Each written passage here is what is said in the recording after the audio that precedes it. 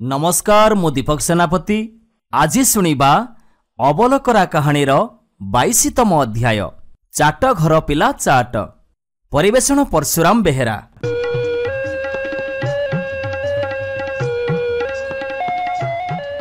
गोसेई आउ अबलकरा बाट चली चली संज हैला। सेतेबेलकु से पहुंची जाइथिले गोटे छोटिया गाँ रे। गाँ मझिरे गोटे छोटिया चट्टी घर थाए। स्थिर कले सेठी रहिबाकू। गोसेई कहिले अबलकरा याटू भल जगह आम पई आज आउ कोठी मिलिबनी। गोटे काम करिबा, एई चट्टी घरे रही जिबा। पाखरे तो पोखरीटा अछि, सेउठू गोड़ हाथ धोई आसी एई चट्टी घरे बसिबा। अबलकरा हाँ मारिला गोसेई को कथारे। तापरे गोसेई आउ अबलकरा सेई चट्टी घरे रहिले। गोसेई कहिले, आउ डेरी करूछु काहींकि अबलकरा, जा किछि पैसा नेकी जा। पाख बजाररू सौदा पत्र नेई आसिबु। आज रोषेई बास करिबा, खियापिया करिबा, भारी भोक हेलाणी। अबलकरा गोसेईंक ठारू पैसा नेई गाँ पाख बजार को गला सौदा आनिबाकू। बजार सौदा सारी अबलकरा खूब शीघ्र फेरी आसिला। गोसेईंक पाखरे सौदा ब्यागटाकू थोई देई गोसेई को पचारिला, गोसेई आज भी मु गोटे कथा देखिछि। गोसेई कहिला, अरे कौन देखिलु? तू तो एमिति सबुदिन देखुछु, आज पुणी अपूर्व जिनिस कौन देखिछु कह, चेष्टा करिबी तो संदेह दूर करिबाकू। अबलकरा कहिला, गोसेई ए गाँ मझिरे गोटे चौतरा, आउ चौतरा मझिरे गोटे विराट खंब, आउ से खंब उपरे बसिछि गोटे सुंदर चढ़ईटीए। एमिति काईकि चढ़ईटीर मूर्ति खंब उपरे तैयारी हेछि? एई कथार रहस्य मते बुझेई दियो गोसेई, नहले तम झुलामुणी तमे संभाळिबो, मु मो बाटरे पळेइबी। गोसेई हसिले आउ कहिले, सुण तार रहस्य मु तते खोली कहूछि। तापरे अबलकरा को कहिले, अरे पका कमल पुओ तो छता, सुणु अबलकरा कहूछि कथा। पाना खंडे पाटिरे पुरेई गोसेई कहिबा आरंभ कले, बुझिलु अबलकरा, गोटे साधवर चारिटी झियो थांती, एकु आरक सुंदर। दिने चारि झियो जाक सांग हेई नईकू गाधेइबाकू गले। एई समय से देशर राजा नई बंध उपरे घोड़ा झपटेई जाउथिले। जाउ जाउ कौन शुणिकी तांकर कौतुक लागिला। लगाम भिड़ी धरी गोटे बौल गछ आढ़ुआଳରେ ठिया हेले।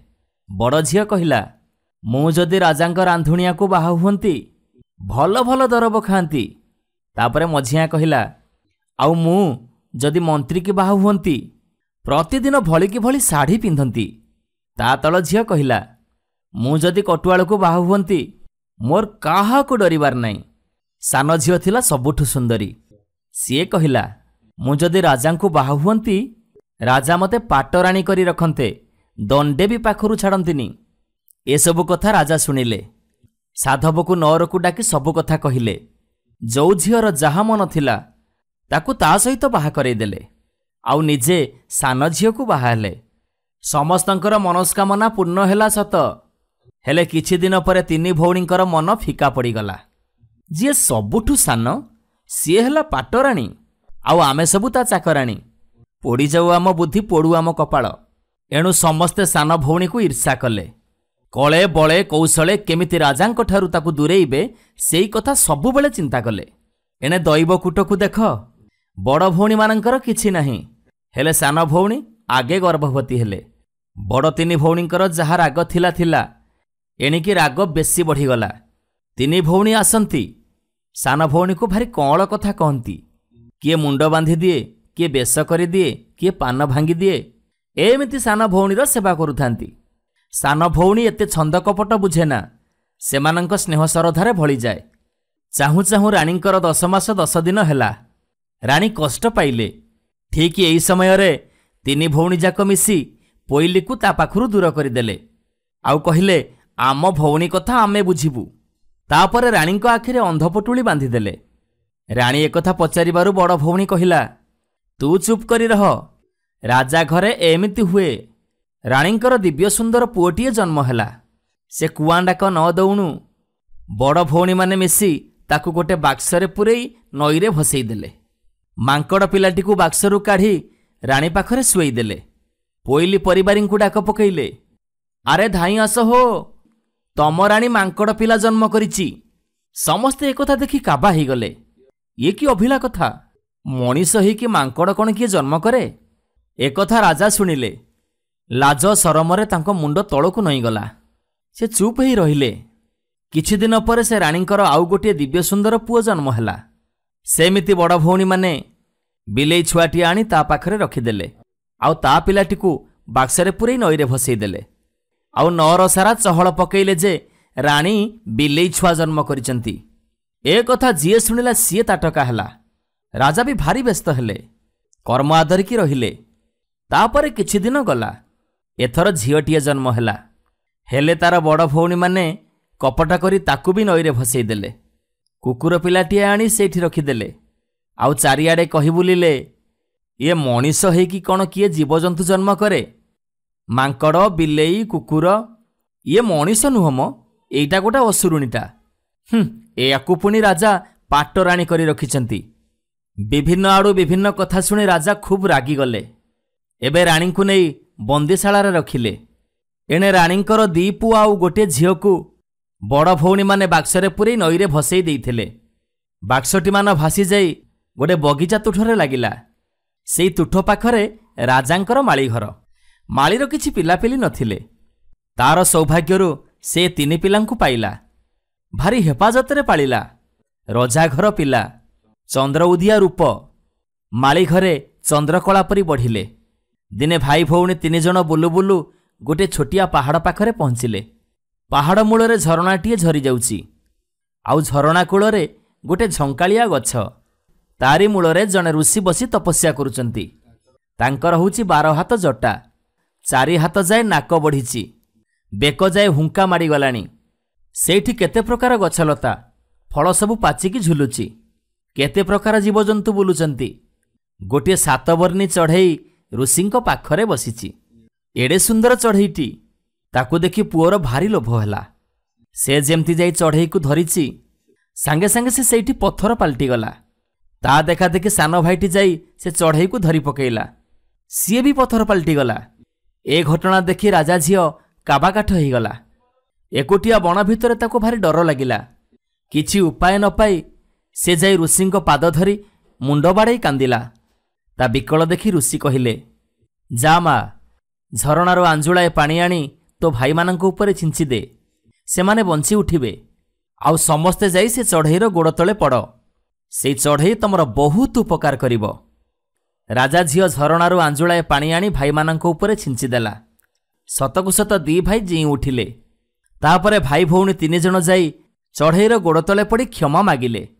ଚଢ଼େଇଟି ଉଡ଼ି ଆସି ରାଜା ଝିଅ ହାତରେ ବସିଲା। ରାଜା ଝିଅ ତାକୁ ଆଉଁସି ଦେଲା। ଚଢ଼େଇ କହିଲା, ତମେ ଏଇ ବଣରେ ରୁହ, ତମକୁ ମୁଁ ସାହାଯ୍ୟ କରିବି। ତମ ଉପରେ କିଛି ବି ବିପଦ ପଡ଼ିବାକୁ ମୁଁ ଦେବିନି। ଏ ବଣ ଭିତରେ ଯେତେ ବଣଜନ୍ତୁମାନେ ଅଛନ୍ତି ସମସ୍ତେ ମୋରି କଥାରେ ଚଳନ୍ତି। ଏଇ ସେଇ ଯେଉଁ ବରଗଛ ମୂଳରେ ଯେଉଁ ଘର ଦିଶୁଛି, ତମେମାନେ ସେଇଠି ରହିବ। ଏଠି ତମର କିଛି ବି ଅଭାବ ନାହିଁ। ଯେତେବେଳେ ଯାହା ଚାହିଁବ ଖାଇବ, ଯେତେବେଳେ ଯାହା ମନ କରିବ ତା ପିନ୍ଧିବ, ବହୁତ ଖୁସିରେ ରହିବ। ରାଜା ପୁଅ ରାଜା ଝିଅ ସେ ଘରେ ବହୁତ ଖୁସିରେ ରହିଲେ। ଚଢ଼େଇଟି ତାଙ୍କର ସବୁ ଭଲମନ୍ଦ ବୁଝୁଥାଏ। ବାଘ, ସିଂହ, ମୃଗ ସମସ୍ତେ ଘର ଚାରିପଟେ ଆସି ଘେରି ରହିଥାନ୍ତି। ବଣଫଳମୂଳ ଖାଇ ବଣରେ ବୁଲି ହସ ଖୁସିରେ ପିଲାମାନଙ୍କର ଦିନ କଟି ଯାଉଥାଏ। ଦିନେ ରାଜା ସେଇ ବଣକୁ ପାରିଧି କରିବାକୁ ଆସିଲେ। ବୁଲି ବୁଲି କୋଉଠି ଠେକୁଆ ପିଲାଟି ହେଲେ ଦେଖିଲେନି। ଏମିତିକି ଚଢ଼େଇଟିଏର ଡାକ ବି ତାଙ୍କ କାନରେ ବାଜିଲାନି। ବଣ ନିଶବ୍ଦ। ଚାରିଆଡ଼େ ବୁଲି ବୁଲି ରାଜାଙ୍କ ପାଦ ଥକିଗଲା। ବେଳ ବୁଡ଼ିଗଲା। ରାଜା ଗୋଟେ ଗଛ ମୂଳେ ଥକା ହେଇ ବସି ପଡ଼ିଲେ। ଏତିକି ବେଳେ 2 ଭାଇ ଖେଳି ବୁଲି ସେଇ ବାଟେ ଫେରୁଥିଲେ। ଏ ବଣ ଭିତରେ ଏଡ଼େ ସୁନ୍ଦର ପିଲା 2 ଜଣ କୋଉଠୁ ଆସିଲେ? ରାଜା ୟା ଦେଖି ଆଶ୍ଚର୍ଯ୍ୟ ହେଇଗଲେ। ପିଲା 2ଟାଙ୍କୁ ଦେଖୁ ଦେଖୁ ରାଜାଙ୍କ ରୁମ ଟାଙ୍କୁରି ଉଠିଲା। ଆଖିରୁ ଲୁହ ଝରିଗଲା। ହେଲେ କାହିଁକି ଏମିତି ହେଲା ରାଜା କିଛି ବି ବୁଝିପାରିଲେନି। ଦୁହିଁଙ୍କୁ ପାଖକୁ ଡାକିଲେ। କୋଳରେ ବସେଇ ଚୁମା ଦେଲେ। କାହା ପୁଅ ବୋଲି ପଚାରିବାରୁ ସେମାନେ କହିଲେ, ଆମେ ହେଲୁ ମାଳିଘର ପୁଅ। ଏ ବଣରେ ଗୋଟେ ଚଢ଼େଇ ଆମର ସାହା ହେଇଛି। ସେ ଆମକୁ ଘର ଦୁଆର ଦେଇ ମହାସୁଖରେ ରଖିଛି। ମାଳିଘରେ ଚନ୍ଦ୍ରମା ଭଳି ପିଲା ଜନ୍ମ ହେଲେ, ଅଥଚ ମୋ କପାଳକୁ କୁକୁର ମାଙ୍କଡ଼ ଜନ୍ମ ନେଲେ। ଏ କଥା ଭାବି ରାଜା ବହୁତ ବିକଳ ହେଇ କାନ୍ଦିଲେ। ରାଜାଙ୍କ କାନ୍ଦଣା ଦେଖି ପିଲାମାନେ ତାକୁ ବହୁତ ବୁଝେଇଲେ। କୁଆଡ଼େ ଆସିଥିଲ ବୋଲି ପଚାରିବାରୁ ରାଜା କହିଲେ, ମୁଁ ପାରିଧିକି ଆସିଥିଲି ଯେ, ହେଲେ ଏ ବଣ ଭିତରେ କିଛି ଜୀବଜନ୍ତୁ ପାଇଲିନି। ତାପରେ ପିଲାମାନେ ରାଜାଙ୍କୁ ସବୁ କଥା କହିଲେ। या परे पिलामाने राजांकु तांकर कुड़िया घरटी देखई देले। राजा कहिले, पिलामाने मते तम घर को नहीं चल, मु तम भौणी को देखा चाहूँगी। आज दिनटा मु तम घरे कुणिया हेबी। पिलामाने खुशी मनरे राजांक हाथ धरी तांकु कुड़िया घर को नहीं गले।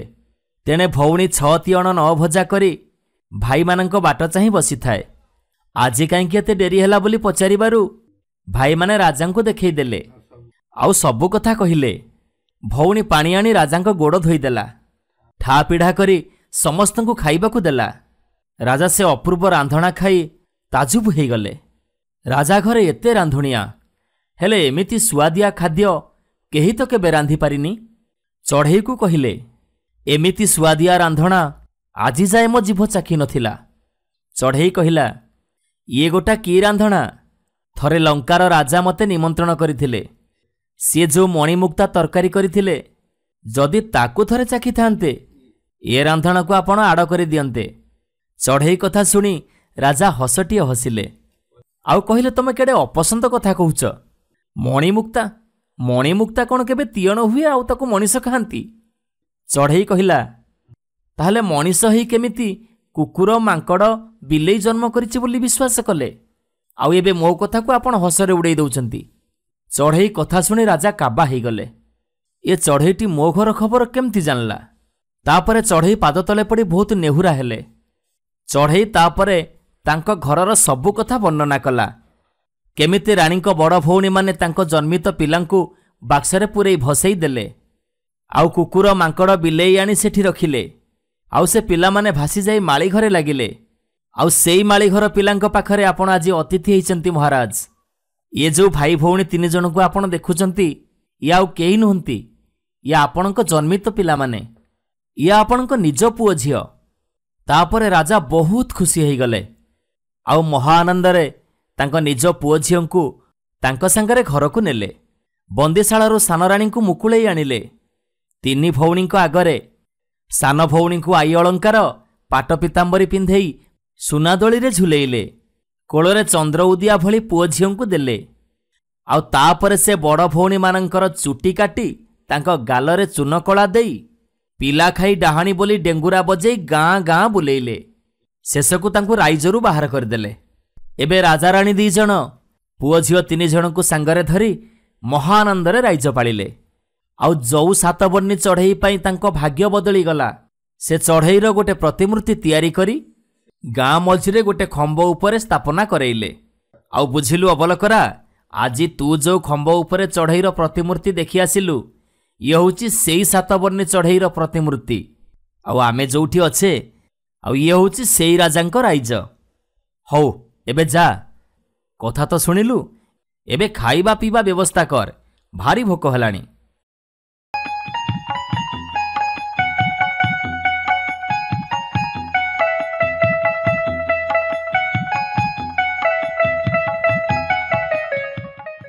नमस्कार, मु दीपक सेनापति।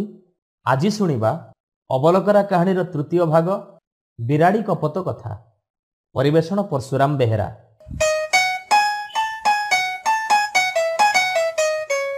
गोसेई आउ अबलकरा तो बाट चालू थांती।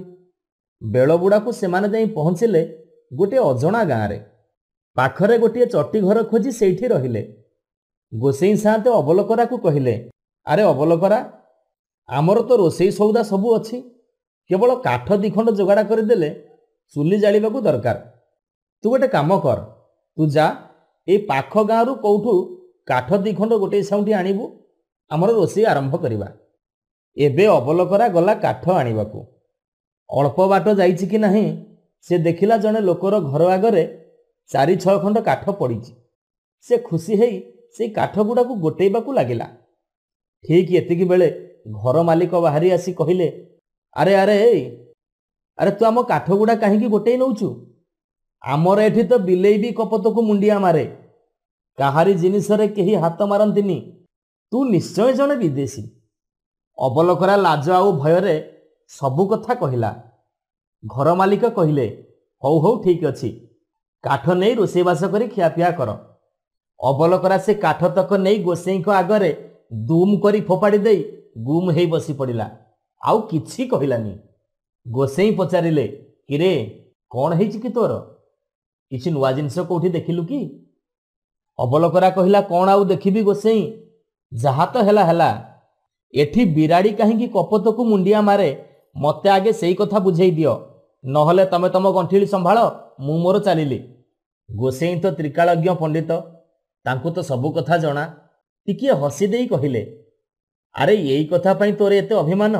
ହଉ ହଉ ଠିକ୍ ଅଛି, ତୁ ଆଗ ଯା ଭାତ ପାଣି ବସେଇ ଦେଇ ଆ, ତାପରେ ମୁଁ ତୋତେ ସବୁ କଥା ବୁଝେଇ କହିବି। ଅବଲକରା କ'ଣ କଲା? ଗୋସେଇଁଙ୍କ ଆଦେଶରେ ଯାଇ ଭାତ ପାଣି ବସେଇଲା। ତାପରେ ଆସି ଗୋସେଇଁଙ୍କ ପାଖରେ ପହଞ୍ଚିଲା। ଗୋସେଇଁ କହିଲେ, ପକା କମଳ ପୁଅ ତ ଛତା, ଶୁଣ ବିରାଡ଼ି ଆଉ କପୋତର କଥା। ଏବେ ଗୋସେଇଁ କଥା ଆରମ୍ଭ କଲେ। ଏ ହେଉଛି ହରିହରପୁର ଦେଶ। ଏଠିକାର ରାଜାଙ୍କର ବହୁଦିନ ଯାଏ କିଛି ପିଲାଛୁଆ ହେଲେନି, ଏଣୁ ତାଙ୍କ ମନ ସବୁବେଳେ ବିରସ ରହୁଥାଏ। ଯୋଗକୁ ଦିନେ ଜଣେ ବାବାଜୀ ଆସି ରାଜଦରବାରରେ ପହଞ୍ଚିଲେ। ରାଜାରାଣୀ ତାଙ୍କୁ ଖୁବ୍ ଆଦର ସମ୍ମାନ କଲେ। ଶେଷରେ ତାଙ୍କ ଦୁଃଖର କାରଣ ବାବାଜୀଙ୍କୁ କହିଲେ। ବାବାଜୀ ରାଜାରାଣୀଙ୍କ ଭକ୍ତିରେ ସନ୍ତୁଷ୍ଟ ହେଇ ଗୋଟିଏ ଔଷଧ ପୁଡ଼ିଆ ଦେଇ କହିଲେ, ଏଇ ଔଷଧକୁ ଖାଇଲେ ତୁମର 7 ପୁଅ ହବ, ମାତ୍ର ତମର ବଡ଼ ପୁଅକୁ ମୋତେ ଦବ ବୋଲି ସତ୍ୟ କଲେ ଏ ଔଷଧ କାର୍ଯ୍ୟକାରୀ ହବ, ନହେଲେ ନାହିଁ। ଏଥିରେ ତମେ ରାଜି ତ? ରାଜାରାଣୀ ଏଥିରେ ବହୁତ ଦୁଃଖିତ ହେଲେ। ମାତ୍ର ମୋଟେ ନହେବା ଠାରୁ ଗୋଟିଏ ଦେଇ 6ଟି ପାଇବା ବି କିଛି ମନ୍ଦ ନୁହେଁ। ଯଥା ସମୟରେ ରାଜାରାଣୀଙ୍କର 7 ପୁଅ ଆଉ ଗୋଟିଏ ସୁନାନାକି ଝିଅ ହେଲା। ରାଜାରାଣୀ ବହୁତ ଖୁସି ହେଲେ। କିଛି ଦିନ ପରେ ସେଇ ବାବାଜୀ ଆସି ପୁଣି ରାଜଦରବାରରେ ପହଞ୍ଚିଲେ, ଆଉ ବଡ଼ ପୁଅଟିକୁ ତାଙ୍କର ଚେଲା କରି ନେବା ପାଇଁ ରାଜାଙ୍କୁ ଜଣେଇଲେ। ଏ କଥା ଶୁଣି ରାଜାରାଣୀ ଦୁଃଖରେ କାନ୍ଦ ବୋବାଳି ପକେଇଲେ।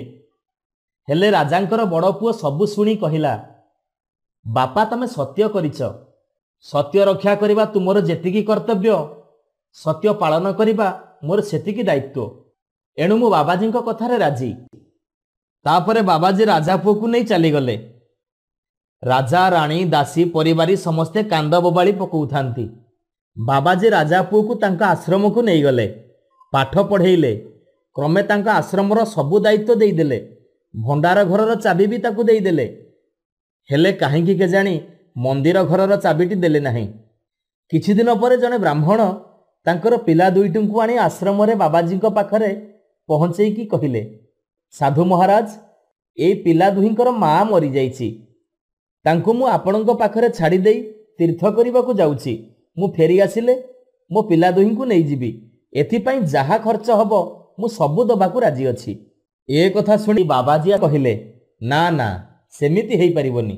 ମୋ ଆଶ୍ରମର ନିୟମ ଅନୁସାରେ ତମେ ଗୋଟିଏ ପିଲାକୁ ନେଇଯିବ, ଆଉ ଗୋଟିଏ ପିଲାକୁ ମୋର ଚେଲା ହେବା ପାଇଁ ଛାଡ଼ି ଦେଇଯିବ। ଯଦି ଏଥିରେ ରାଜି, ତାହେଲେ ପିଲା 2 ଜଣଙ୍କୁ ଛାଡ଼ି ଦେଇଯାଅ। ବ୍ରାହ୍ମଣ ବାବାଜୀଙ୍କ କଥାରେ ରାଜି ହେଲେ। ପୁଅ 2 ଜଣଙ୍କୁ ଆଶ୍ରମରେ ଛାଡ଼ି ଦେଇ ତୀର୍ଥ କରିବାକୁ ଗଲେ। ଏମିତି କିଛି ଦିନ ବିତିଗଲା। ବାବାଜୀ ଚିନ୍ତା କଲେ, ବ୍ରାହ୍ମଣ ଫେରି ଆସିଲେ ନିଶ୍ଚୟ ତାର ବଡ଼ ପୁଅକୁ ମାଗି ନେବ। ତେଣୁ ବାବାଜୀ ସାନ ପୁଅଟିକୁ ଭଲ କରି ପଢ଼େଇଲେ, ନାନା ପ୍ରକାର ମନ୍ତ୍ରତନ୍ତ୍ର ଶିକ୍ଷା ଦେଲେ। ପିଲାଟି ବି ଗୁରୁଙ୍କର ମନ ଜାଣି ସେବା କରୁଥାଏ। ଏଣୁ ବାବାଜୀ ଖୁସି ହେଇ ତାକୁ ଅସଲ ବିଦ୍ୟା ଶିଖେଇ ଦେଲେ। କିଛି ଦିନ ପରେ କୁମ୍ଭମେଳା ପଡ଼ିଲା। ବାବାଜୀ ସେଠାକୁ ବାହାରିଲେ। ରାଜା ପୁଅକୁ ଆଶ୍ରମର ପରିଚାଳନା ଦାୟିତ୍ୱ ଦେଇ କହିଲେ, ମୁଁ ମାସକ ଭିତରେ ଫେରି ଆସିବି।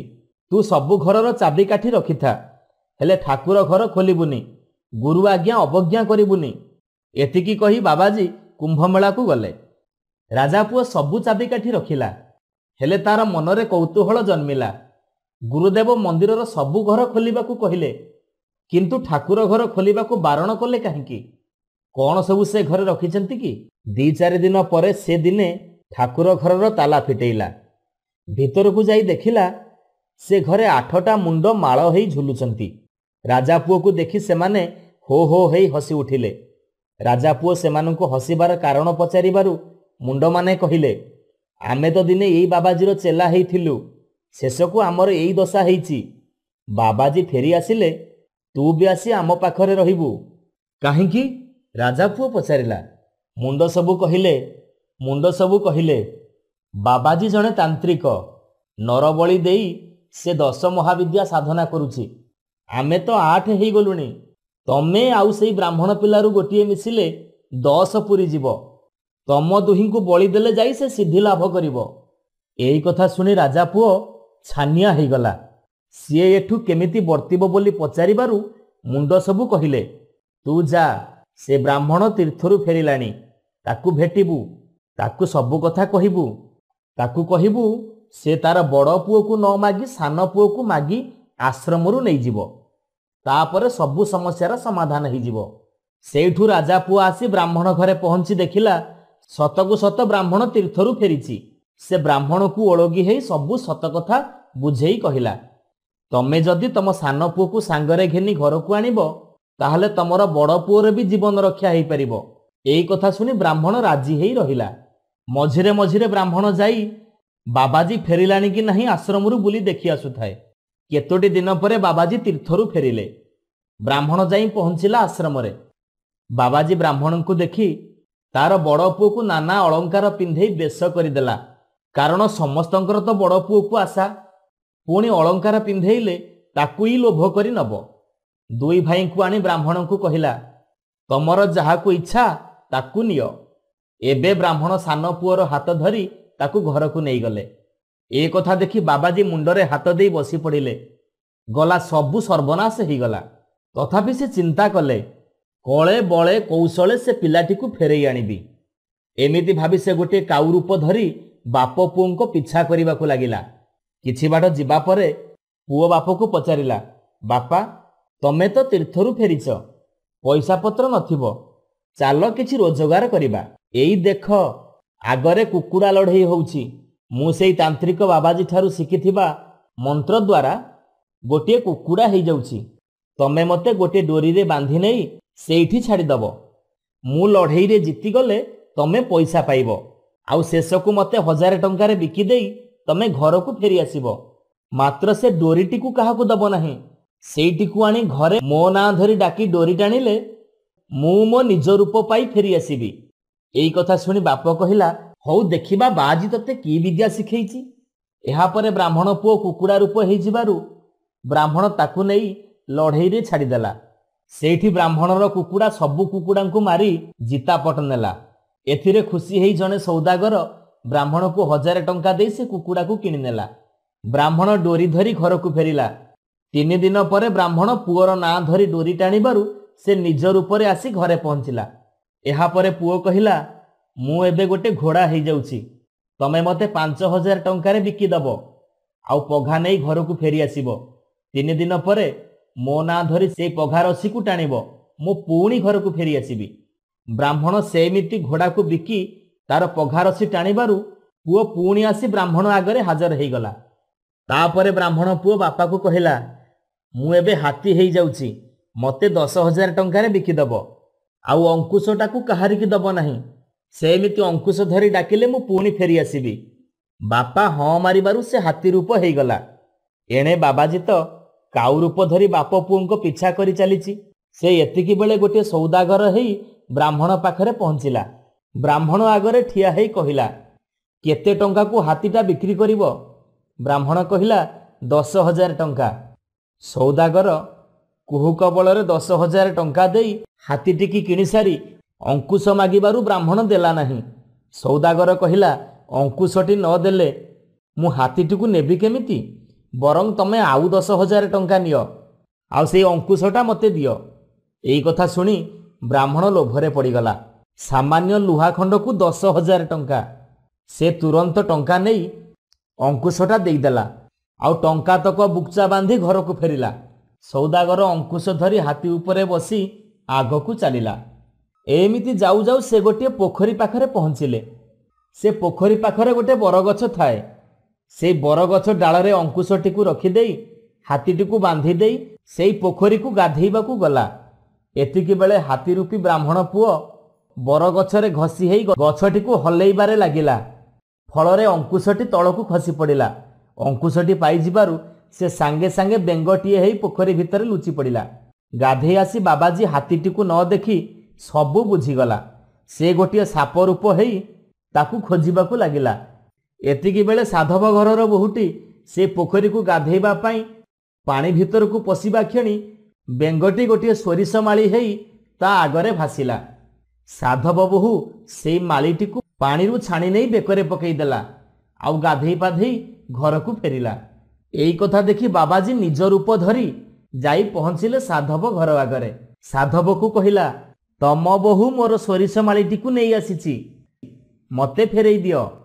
ଏହା ଶୁଣି ସାଧବ ତାଙ୍କ ବୋହୂକୁ ପଚାରିବାରୁ ବୋହୂଟି ସେ ମାଳିଟିକୁ ଝରକା ବାଟେ ଦାଣ୍ଡକୁ ଫୋପାଡ଼ି ଦେଲା। ମାଳିଟି ମାଟିରେ ପଡ଼ିବା କ୍ଷଣି ଛିଣ୍ଡି ଯାଇ ବିଛୁଡ଼ି ହେଇ ପଡ଼ିଲା। ବାବାଜୀ ତତ୍କ୍ଷଣାତ ଗୋଟିଏ କପତ ରୂପ ହେଇ ସୋରିଷ ସବୁକୁ ଖୁଣ୍ଟି ଖାଇବାକୁ ଲାଗିଲା।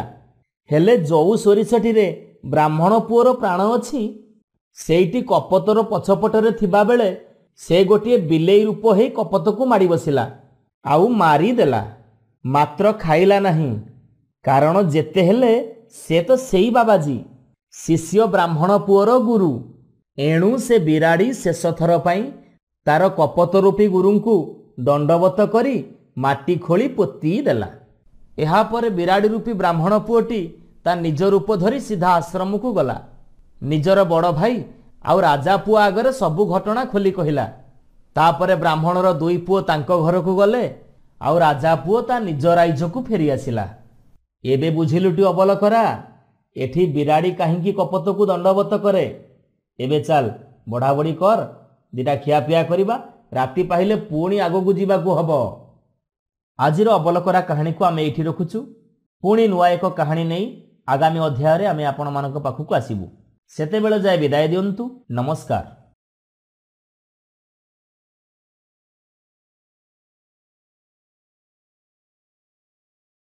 ନମସ୍କାର ଶ୍ରୋତା ବନ୍ଧୁ, ଯଦି ଆପଣମାନଙ୍କୁ ଆମ ଗପ ଭଲ ଲାଗୁଥାଏ, ଆପଣଙ୍କ ମନକୁ ଛୁଉଁଥାଏ, ତେବେ ଲାଇକ୍ କରନ୍ତୁ, ସବସ୍କ୍ରାଇବ୍ କରନ୍ତୁ। ସୁନ୍ଦର ସୁନ୍ଦର କାହାଣୀ ନେଇ ଆମେ ପୁଣି ଆପଣଙ୍କ ପାଖରେ ଆଗକୁ ଆସିବୁ। ଆପଣ ସବସ୍କ୍ରାଇବ୍ କରିବା ପରେ ବେଲ୍ ଆଇକନ୍କୁ ଦବାଇବା ପାଇଁ କେବେ ବି ଭୁଲିବେନି। ଜୟ ଜଗନ୍ନାଥ।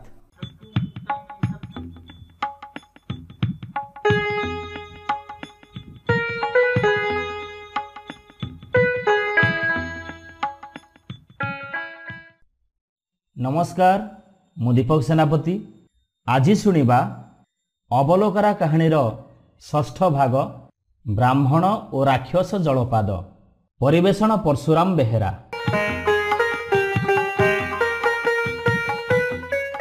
ଗୋସେଇଁ ଆଉ ଅବଲକରା ତୀର୍ଥ ଭ୍ରମଣରେ ଚାଲିଥାନ୍ତି। ଅନେକ ସ୍ଥାନରେ ଅନେକ କଥା ଦେଖୁଥାନ୍ତି, ପୁଣି ଚାଲୁଥାନ୍ତି।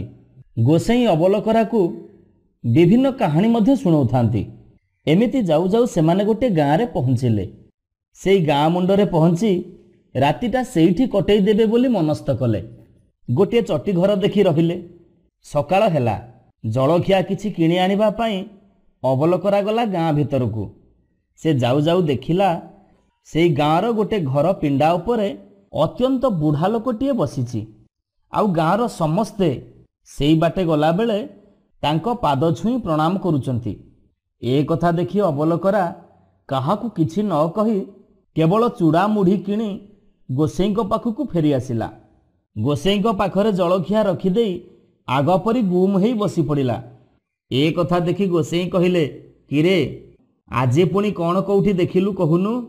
ଆଉ ମୁହଁଟା ହାଣ୍ଡି କରି କାହିଁକି ଏମିତି ବସିଲୁ? ଏବେ ଅବଲକରା ପାଟି ଖୋଲିଲା, ଗୋସେଇଁ, ଏ ଗାଁର ସବୁ ଲୋକ ସେଇ ବୃଦ୍ଧ ଜଣଙ୍କୁ କାହିଁକି ଦଣ୍ଡବତ କରୁଛନ୍ତି? କଥା କ'ଣ? ଗୋସେଇଁ ତ ତ୍ରିକାଳଦର୍ଶୀ। ସେ ହସି ହସି କହିଲେ, ହଉ ହଉ, ତତେ ମୁଁ ଏ କଥା ନିଶ୍ଚୟ କହିବି। ଆଗ ଜଳଖିଆ କରିବା, ତାପରେ ବାଟ ଚାଲୁଥିବା ମୁଁ କହୁଥିବି ଆଉ ତୁ ଶୁଣୁଥିବୁ। ଏବେ ଅବଲକରା ଆଉ ଗୋସେଇଁ ଖାଇ ପିଇ ଦେଇ ତରବର ହେଇ ବାହାରି ପଡ଼ିଲେ। ବାଟ ଚାଲିବା ସମୟରେ ଗୋସେଇଁ କଥା ଆରମ୍ଭ କଲେ। ପ୍ରାୟ 50 ବର୍ଷ ତଳର କଥା। ଏଇ ଅଞ୍ଚଳରେ ଥିଲା ଗୋଟେ ଭାରି ଅତ୍ୟାଚାରୀ ରାକ୍ଷସ। ସେ ରାକ୍ଷସର ନାଁ ହେଉଛି ଜଳପାଦ। ଯେକୌଣସି ଗୋଟିଏ ଗଛରେ ଲୁଚି ରହିଥାଏ। ବାଟରେ ଯାଉଥିବା ଲୋକଙ୍କୁ ଅପେକ୍ଷା କରିଥାଏ। ମଣିଷଟିଏ ସେଇ ବାଟରେ ଆସିବା କ୍ଷଣି ସେ ତାର ପିଠି ଉପରକୁ ତତ୍କ୍ଷଣାତ୍ ଡେଇଁ ପଡ଼େ। ଲୋକ ଅତର୍ଚ୍ଛାରେ ଧାଇଁବାରେ ଲାଗେ। ରାକ୍ଷସଟା ତା ପିଠି ଉପରେ ବସି ଖୁବ୍ ଖୁସି ହୁଏ। ଆଉ ଲୋକଟି ଯେତେବେଳେ ଧାଇଁ ଧାଇଁ ହାଲିଆ ହେଇ ପଡ଼େ ଆଉ କେଉଁଠି ଝୁଣ୍ଟି ପଡ଼େ, ସେଇଠି ସେ ଲୋକକୁ ରାକ୍ଷସ ଜଳପାଦ ମାରିକି ଖାଇଦିଏ। ଏମିତି ଭାବରେ ସେଇ ଜଳପାଦ ରାକ୍ଷସର ଉପଦ୍ରବ ବଢ଼ିବାରେ ଲାଗିଲା। ରାକ୍ଷସର ଉପଦ୍ରବ ସହି ନ ପାରି କେତେ ଲୋକ ଗାଁ ଛାଡ଼ି ଚାଲିଗଲେ। ଆଉ ଯେଉଁମାନେ ରହିଲେ ଭାରି ଡରିମରି ବଞ୍ଚୁଥାନ୍ତି। ଦିନେ ଜଣେ ବ୍ରାହ୍ମଣ ସେଇ ରାସ୍ତାରେ ଯାଉଥାଏ। ଦୈବାତ ଯୋଉ ଗଛରେ ସେ ରାକ୍ଷସଟା ରହିଥିଲା ସେଇ ଗଛ ତଳ ଦେଇ ଗଲା। ବ୍ରାହ୍ମଣ ଯେମିତି ସେ ଗଛ ବାଟେ ଯାଇଛି, ଜଳପାଦ ରାକ୍ଷସ ତା ଉପରକୁ ଡେଇଁ ପଡ଼ି ବ୍ରାହ୍ମଣ କାନ୍ଧରେ ବସି ପଡ଼ିଲା ଆଉ କହିଲା, ଏବେ ମୁଁ ତତେ ଖାଇବି। ବ୍ରାହ୍ମଣ ପୁରା ଛାନିଆ, ଡରରେ ତା ହାତ ଗୋଡ଼ ଥରିବାରେ ଲାଗିଲା। ବିଚରା ବ୍ରାହ୍ମଣ କ'ଣ କରିବ କିଛି ଭାବି ନ ପାରି ଦୌଡ଼ିବାରେ ଲାଗିଲା। ରାକ୍ଷସ ତ ତା କାନ୍ଧରେ ବସିଥାଏ ଆଉ ହସି ହସି କହୁଥାଏ, ବା ବା ଭାରି ବଢ଼ିଆ, ପୁରା ଘୋଡ଼ା ଭଳି ଦୌଡ଼ୁଛୁ, ଭାରି ମଜା ଲାଗୁଛି ମୋତେ, ଦୌଡ଼ ଦୌଡ଼, ଆଉ ତୁ ଦୌଡ଼ି ଦୌଡ଼ି ଯୋଉଠି ପଡ଼ିଯିବୁ ମୁଁ ତତେ ସେଇଠି ଖାଇବି। ବ୍ରାହ୍ମଣ ବିଚରା କ'ଣ କରିବ, ତା କାନ୍ଧରେ ରାକ୍ଷସ ତ ବସିଛି, ସେ କେମିତି ରାକ୍ଷସ କବଳରୁ ରକ୍ଷା ପାଇବ ସେଇ ଚିନ୍ତା କରୁଥାଏ। ଶେଷକୁ ସେ ମନରେ ସାହସ ବାନ୍ଧି ରାକ୍ଷସକୁ କହିଲା, ଆରେ ରାକ୍ଷସ ଭାଇ, ତୁ ମୋତେ ଖାଇବୁ ଖାଇବୁ ବୋଲି କ'ଣ ଡରଉଛୁ? ମୁଁ ପରା ମରିବାକୁ ଯାଉଛି। ମୋର ରୋଜଗାର ପତ୍ର କିଛି ନାହିଁ ବୋଲି ମୋତେ ମୋ ଘରେ ସମସ୍ତେ ବାହାର କରିଦେଲେ, ସେଇଥିପାଇଁ ମୁଁ ମରିବାକୁ ଯାଉଛି। ହଉ ହେଲା, ଏବେ ମୋତେ ଖାଇଦେ। ରାକ୍ଷସ କହିଲା, ଆରେ ତୁଟା ତ ଭଲ ଦୌଡ଼ୁଛୁ, ମୋତେ ଲାଗୁଛି ମୁଁ ଯେମିତି ଘୋଡ଼ାରେ ବସିଛି, ଭାରି ମଜା ଲାଗୁଛି। କିଛି ସମୟ ତୋଠାରୁ ଏ ମଜା ମୁଁ ନେଇସାରି ତାପରେ ତତେ ଖାଇବି ନା। ବ୍ରାହ୍ମଣ କହିଲା, ଆଚ୍ଛା ରାକ୍ଷସ ଭାଇ, ମୁଁ ଶୁଣିଛି ତମେ କୁଆଡ଼େ ବ୍ରହ୍ମାଙ୍କ ଠାରୁ ବର ପାଇଛ, ତମକୁ ଦେବତାମାନେ ବି ହରେଇ ପାରିବେନି। ତେବେ ତମେ ଦେବତାଙ୍କ ସୁଆଦିଆ ମାଉଁସ ନ ଖାଇ ଏ ଅପର୍ଚ୍ଛନିଆ ମଣିଷ ମାଉଁସ ଗୁଡ଼ା କାହିଁ ଖାଉଛ? ଏ କଥା ଶୁଣି ରାକ୍ଷସ ହସି ହସି କହିଲା, ହଁ ହଁ, ତୁ ଯାହା କହୁଛୁ ଠିକ୍, ମାତ୍ର ଦେବତାମାନେ ମୋର ମୃତ୍ୟୁ ରହସ୍ୟ ଜାଣିଛନ୍ତି, ତେଣୁ ସେମାନଙ୍କୁ ଖାଇଲେ ବିପଦ। ବ୍ରାହ୍ମଣ ଆଶ୍ଚର୍ଯ୍ୟ ହୋଇ କହିଲା, ତମର ପୁଣି ମୃତ୍ୟୁ ରହସ୍ୟ? ତମେ ପରା ଅମର ବର ପାଇଛ। ରାକ୍ଷସ ଟିକେ ନରମି ଯାଇ କହିଲା, ହଁ, ବ୍ରହ୍ମା ମୋତେ ଅମର ବର ଦେଇଛନ୍ତି। ସ୍ୱର୍ଗ, ମର୍ତ୍ତ୍ୟ, ପାତାଳ ତ୍ରିଭୁବନରେ ମୋତେ କେହି ଯୁଦ୍ଧରେ ହରେଇ ପାରିବେନି। ହେଲେ ମୋରି ନାଁରେ ହିଁ ମୋର ମୃତ୍ୟୁ ରହସ୍ୟ ଲୁଚେଇ ରଖିଛନ୍ତି। ଏବେ ତ ମୁଁ ତତେ ଖାଇବି, ସେ କଥା ତତେ କହିଦେଲେ ବି କିଛି କ୍ଷତି ନାହିଁ। ତେବେ ଶୁଣ, ମୋ ନାଁ ହେଲା ଜଳପାଦ, ଅର୍ଥାତ୍ ମୋର ପାଦ ଜଳକୁ ସ୍ପର୍ଶ କରିବା ମାତ୍ରେ ମୋର ପାଦ ଆଡ଼ୁ ତରଳିବାକୁ ଲାଗିବ ଆଉ ମୁଁ ମରି ପାଣିରେ ମିଶିଯିବି। ହଉ ହଉ, ତୁ ଆଉ ଟିକେ ଜୋରରେ ଦୌଡ଼ୁ, ତୁ ହାଲିଆ ହେଇ ପଡ଼ିଲେ ମୁଁ ତତେ ଖାଇବି। ଏ କଥା ଶୁଣି ବ୍ରାହ୍ମଣ ଆହୁରି ଜୋରରେ ଦୌଡ଼ିବାକୁ ଲାଗିଲା। ଏମିତି ଦୌଡ଼ୁ ଦୌଡ଼ୁ ସେ ଗୋଟେ ନଈ ପାଖରେ ପହଞ୍ଚିଗଲା ଆଉ ଟିକେ ବି ବିଳମ୍ବ ନ କରି ସେ ନଈ ଭିତରକୁ ଡେଇଁ ପଡ଼ିଲା। ରାକ୍ଷସ କିଛି ବୁଝିବା ଆଗରୁ ତା ପାଦ ଆଡ଼ୁ ତରଳି ତରଳି ପାଣିରେ ମିଶିଗଲା। ରାକ୍ଷସର ବିକଟ ଚିତ୍କାର ବି କ୍ରମେ ମିଳେଇଗଲା। ବ୍ରାହ୍ମଣ ଏବେ ରାକ୍ଷସ ଠାରୁ ମୁକ୍ତି ପାଇ ଦୌଡ଼ି ଘରକୁ ପଳେଇ ଆସିଲା। ଏମିତି ଭାବରେ ସେ ନିଜର ବୁଦ୍ଧି ବଳରେ ନିଜେ ରକ୍ଷା ପାଇବା ସହିତ ସମସ୍ତଙ୍କୁ ରାକ୍ଷସ କବଳରୁ ରକ୍ଷା କରିଥିଲା। ତୁ ସେଇ ଯେଉଁ ବୃଦ୍ଧ ବ୍ରାହ୍ମଣଙ୍କୁ ଦେଖି ଆସିଲୁ, ଏଇ ହେଉଛନ୍ତି ସେଇ ବ୍ରାହ୍ମଣ ଯିଏ ଜଳପାଦ ରାକ୍ଷସକୁ ମାରି ଗାଁ ଲୋକଙ୍କୁ ରକ୍ଷା କରିଥିଲା। ତାରି ପାଇଁ ସମସ୍ତେ ବିପଦମୁକ୍ତ ହେଇଥିବାରୁ ସେଇଦିନଠାରୁ ଗ୍ରାମବାସୀମାନେ ତାଙ୍କୁ ଦୈନିକ ସକାଳେ ସଞ୍ଜରେ ପ୍ରଣାମ କରନ୍ତି, ତାଙ୍କୁ କୃତଜ୍ଞତା ଜଣାନ୍ତି। ଶୁଣିଲୁ ତ ଅବଲକରା ସେଇ ବୃଦ୍ଧ ଆଉ ଗ୍ରାମବାସୀଙ୍କ ରହସ୍ୟ। ଏଥର ଚାଲ, ଆଉ ଯୋଉଠି ଯାହା ଦେଖିବୁ ମୋତେ ପଚାରିବୁ, ମୁଁ ତତେ ସବୁ ଗୋଟି ଗୋଟି କରି ବୁଝେଇ ଦେବି। ଆଉ ଏମିତି ଧାନ ଉଷା ହାଣ୍ଡି ପରି ମୁହଁ କରିବୁନି, ବୁଝିଲୁ? ଆଜିର ଅବଲକରା କାହାଣୀକୁ ଆମେ ଏଇଠି ରଖୁଛୁ। ପୁଣି ଏକ ନୂଆ କାହାଣୀ ନେଇ ଆଗାମୀ ଅଧ୍ୟାୟରେ ଆସିବୁ। ସେତେବେଳେ ଯାଏ ବିଦାୟ ଦିଅନ୍ତୁ। ନମସ୍କାର। ନମସ୍କାର ଶ୍ରୋତା ବନ୍ଧୁ, ଯଦି ଆପଣମାନଙ୍କୁ ଆମ ଗପ ଭଲ ଲାଗୁଥାଏ, ଆପଣଙ୍କ ମନକୁ ଛୁଉଁଥାଏ, ତେବେ ଲାଇକ୍ କରନ୍ତୁ, ସବସ୍କ୍ରାଇବ୍ କରନ୍ତୁ। ସୁନ୍ଦର ସୁନ୍ଦର କାହାଣୀ ନେଇ ଆମେ ପୁଣି ଆପଣଙ୍କ ପାଖରେ ଆଗକୁ ଆସିବୁ। ଆପଣ ସବସ୍କ୍ରାଇବ୍ କରିବା ପରେ ବେଲ୍ ଆଇକନ୍କୁ ଦବାଇବା ପାଇଁ କେବେ ବି ଭୁଲିବେନି। ଜୟ ଜଗନ୍ନାଥ।